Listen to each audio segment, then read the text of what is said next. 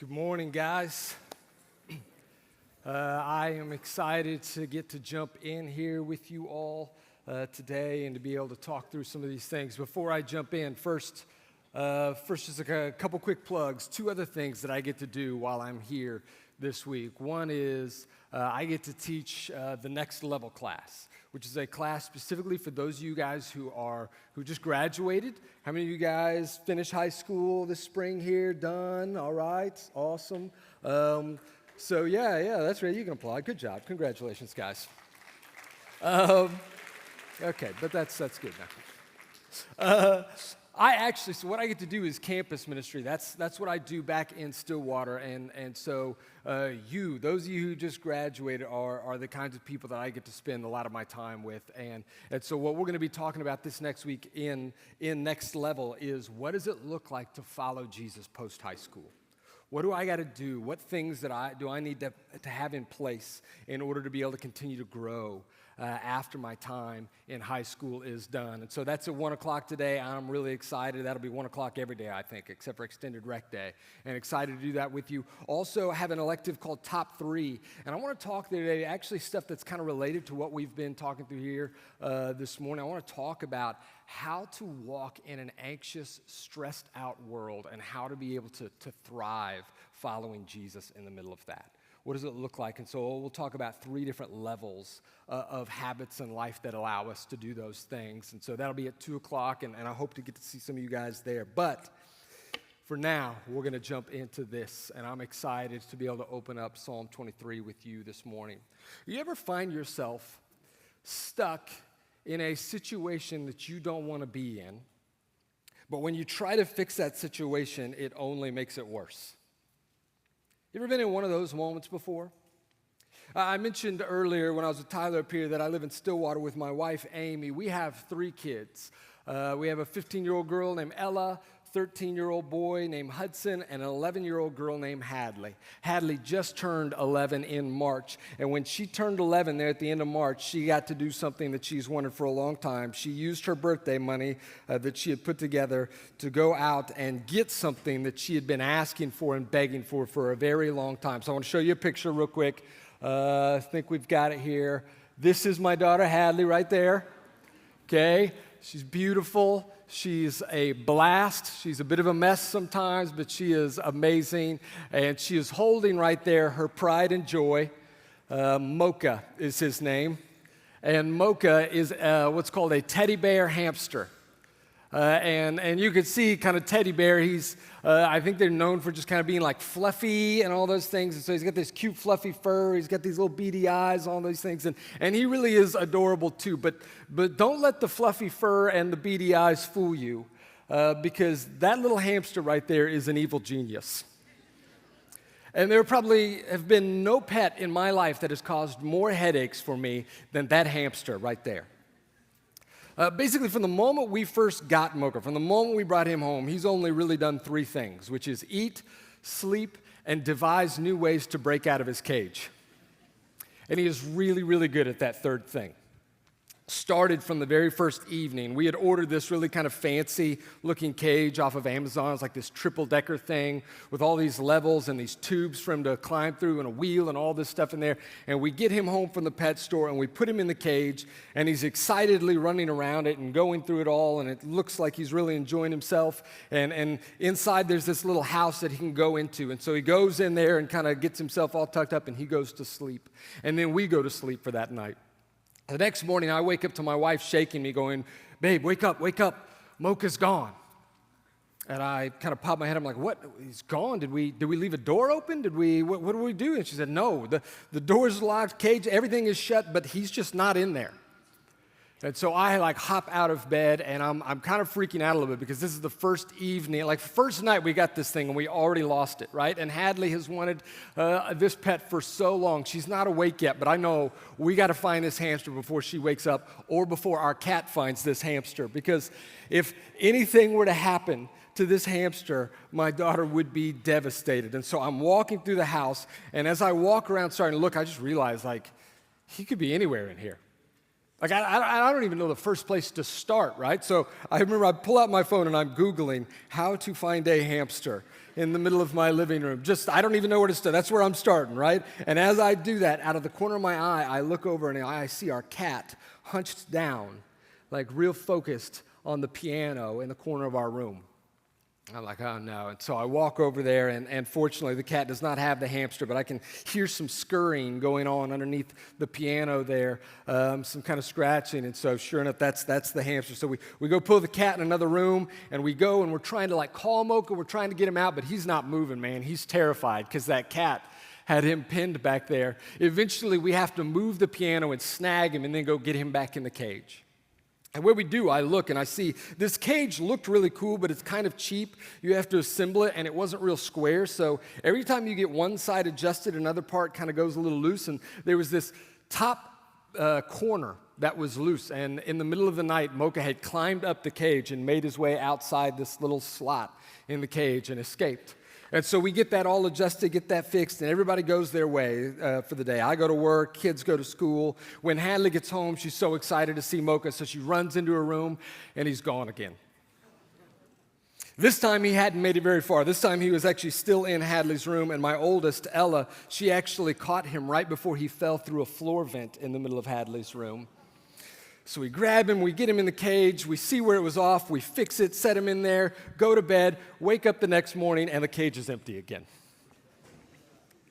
We find him once again trapped by the cat, but this time he's under the entryway table near our front door. And so we get him, and I'm done. I am like so frustrated with this hamster. It's making me look like a fool. And so I go put him in this cage, and I check every square inch of this thing. I spend like half an hour going over this cage, locking it down, making sure it is secure. No one's getting in or out of this thing. And we put him through, and I wake up the next morning, and the first thing I do is run into Hadley's room to check, and I breathe a sigh of relief.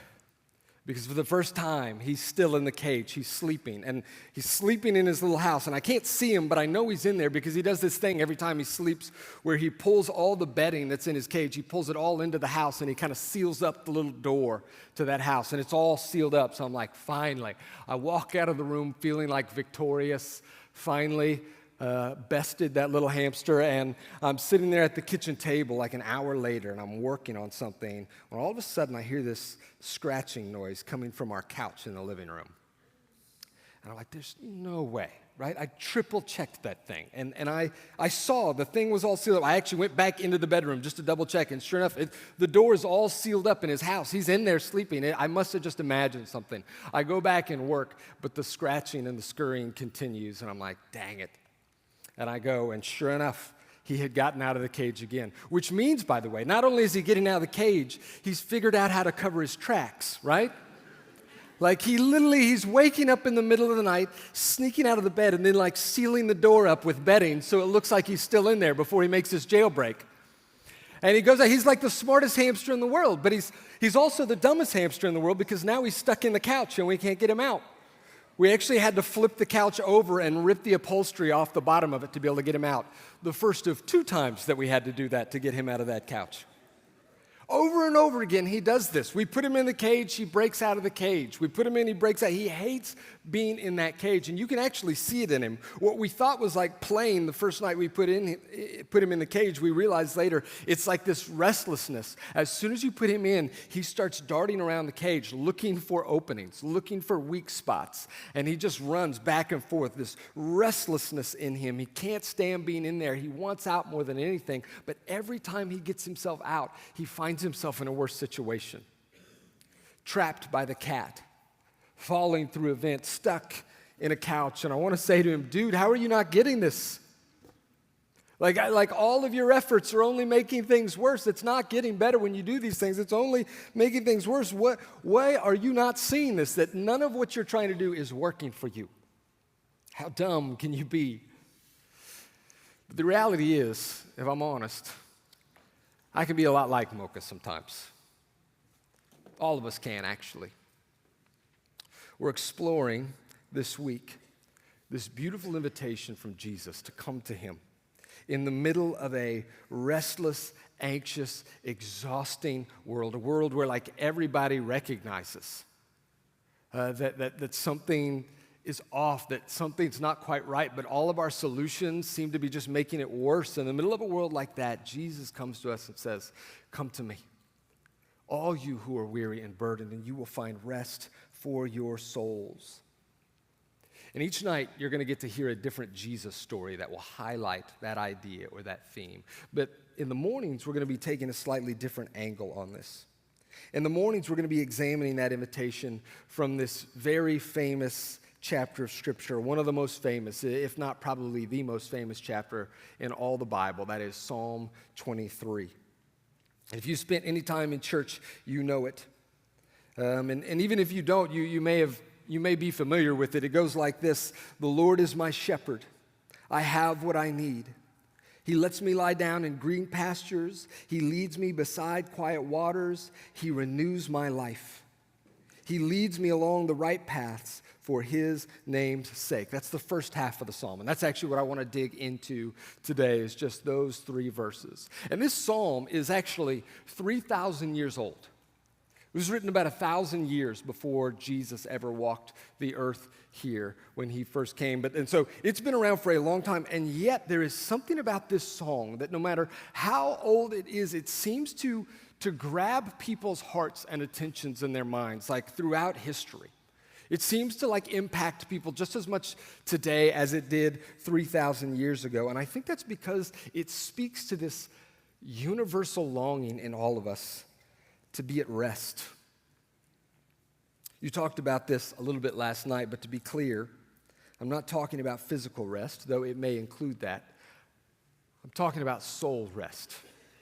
I'm talking about the kind of inner rest that comes when I know that my soul has found its true home. The kind of rest that comes when I know that I'm forgiven and I don't have to walk around with the secret shame of my past or of my sins, my failures, my addictions. The kind of rest that comes when I don't feel like I've got to constantly prove myself to everyone or prove myself to myself, or that I don't have to constantly scramble to take care of myself because I'm afraid if I don't, no one else will. Every human heart longs for that kind of rest, that kind of freedom. And that part of the psalm is universal. Everybody gets it when they read that longing, that desire for rest.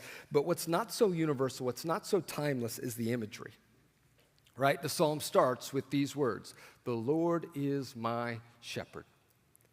And we all get the basic gist of what a shepherd is. We know kind of what a shepherd does, but the reality is, because we live in the modern world, most of us don't really understand or grasp the depth of that word picture, of that imagery there. People living 3,000 years ago, they knew what it meant for someone to be a shepherd.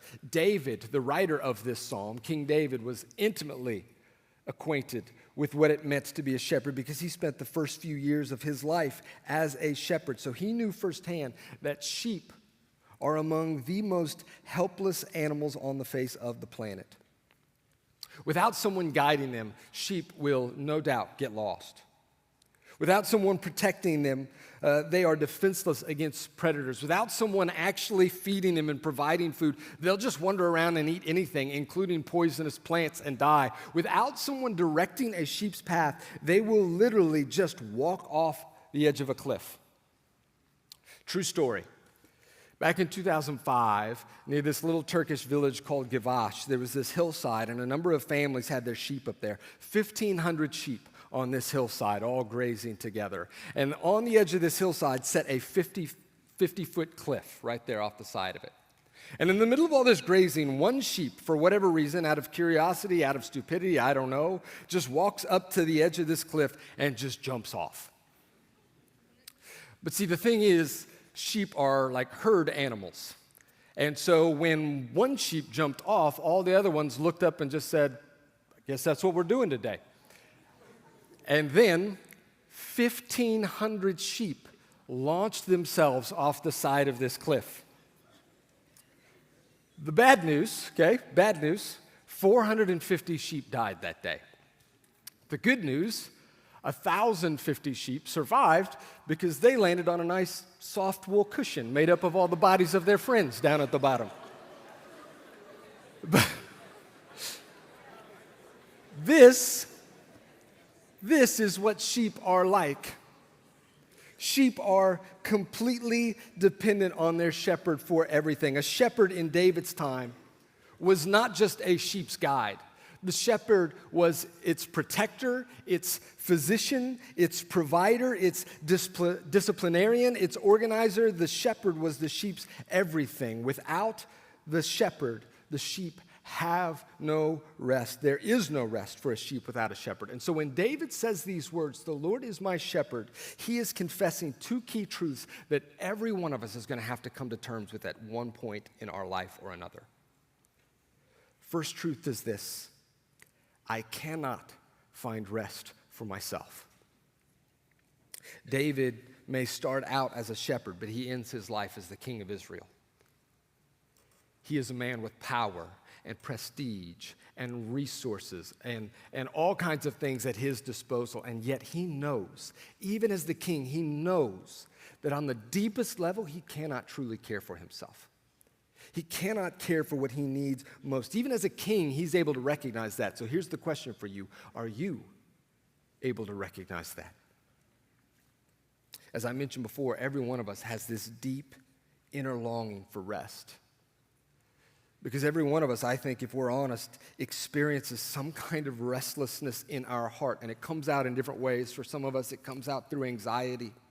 For some of us, it comes out through shame and guilt that we carry around. For some of us, it's loneliness. For some of us, we just feel this constant craving for more experiences, more stuff, more food, more pleasure, whatever it is, and we just cannot get enough. It's this restlessness inside of us. And we may try to pretend like that's not true. We may try to distract ourselves through our phones or through entertainment or through just keeping ourselves busy. But when we lay in bed at night, we're honest, we know that something is not right. And when we experience that ache in us, that restlessness in us, the most natural reaction is to try to fix it ourselves. At least we think that we're fixing it ourselves. In reality, what every one of us is doing when we try to heal or fix that longing inside of us, what we're actually doing is running to other shepherds.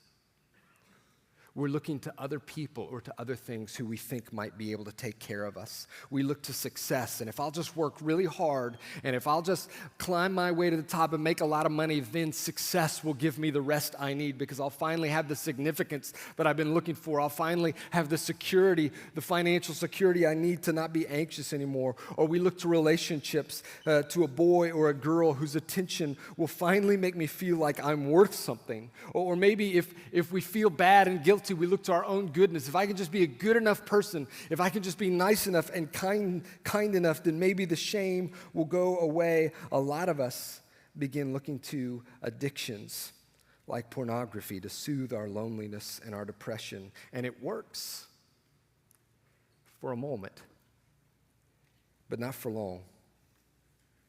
See, the thing is, all of these shepherds, they promise to renew us and restore us, but they can't. Because rather than them feeding me, the thing is, I have to keep feeding them. I can never be successful enough. If I stop striving and working hard, I might fall off. And if I don't continue to please that boy or that girl to make them happy with me, they might leave me. They might not love me anymore. And the hole that I've made in my chest through my addictions, I have to keep filling it with more and more and more because it keeps getting bigger and that stuff doesn't satisfy me. Like mocha, sooner or later, all of our solutions end up making things worse. Try as I may, I will never find rest through other means, which leads me to the next key truth that David knows from Psalm 23. The second one is this: only God can give me the rest that I need. What does he say? Those first three verses: the Lord is my shepherd, I have what I need. He lets me lie down in green pastures. He leads me beside quiet waters. He renews my life. He leads me along the right paths for his name's sake. He's the one who gives me everything I need. When no one else will care for me, he will. If no one else loves me, he does. And you may say to yourself right now, how do I know that? Right? I don't know if God's going to take care of me. I don't know if he loves me like this. I can't see him providing for me. So how do I know that I can trust him to be my shepherd? Here's the answer. Because he proved it to you through his son. There's this other chapter in the Bible, John 10, and it's not nearly as famous as Psalm 23. You just heard an excerpt from it a moment ago. It's not nearly as famous, but it's what we call a parallel passage to Psalm 23. That is, these two texts that cover similar themes, and so they're kind of meant to be read alongside of each other. And in John chapter 10, Jesus takes all the language of Psalm 23, and he applies it to himself. And he says, I am the good shepherd. I'm the one that you have been looking for all this time. I'm the one who has come to give you ultimate rest for your souls. And he actually speaks out against all those other shepherds that people might turn to try to find rest or to find provision. And he says they offer hope. They offer protection. They offer leadership, but it's all lies. In the end, they are not shepherds. They are thieves that bring only death. This is how he says it in John 10, verse 10. It says, a thief comes only to steal from you, to kill, and to destroy. But I have come so that you may have life and have it in abundance. A life of true rest, a life your soul was made for, a life that you long for, and that's found in Jesus. And here's how we know that that's found in Jesus. Look at the very next verse. It says, I am the good shepherd. The good shepherd lays down his life for his sheep. So when we talk about shepherds and all the different ones that you could run after, Jesus says, let me tell you why it should be me. Because Jesus is the one shepherd who loved you enough to lay down his own life for you.